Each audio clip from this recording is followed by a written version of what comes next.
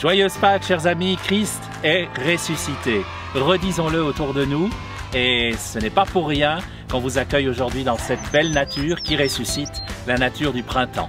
Prenez votre Bible, vous prenez l'évangile de Luc, chapitre 24, à partir du verset 13, et vous allez redécouvrir la fantastique histoire des pèlerins d'Emmaüs, une histoire de résurrection comme il y en a peu.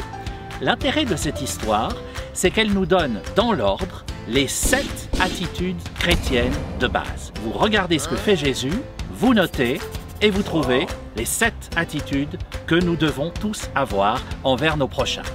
Rapidement, première attitude, rejoindre les autres là où ils sont, pas là où vous voudriez qu'ils soient. Jésus rejoint les pèlerins en chemin, sur leur chemin de vie.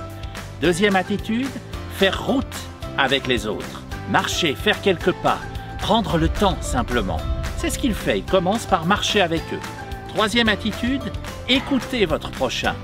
Jésus ne commence pas par leur parler, il leur pose la question, vous avez l'air tout triste, qu'est-ce qui se passe? Et il les laisse parler. Quatrième attitude, leur expliquer comment la parole de Dieu les rejoint dans leur vie. Et vous remarquez que c'est seulement en quatrième que Jésus le fait. Cinquième attitude, Jésus se laisse inviter. Il fait semblant d'aller plus loin et il se laisse inviter par l'autre. Donc se laisser inviter chez l'autre, pas forcément l'inviter chez soi.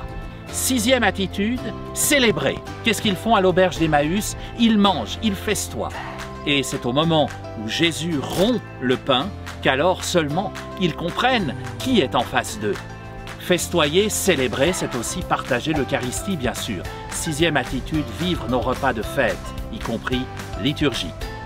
Septième attitude, la plus difficile sans doute, que fait Jésus? Il disparaît.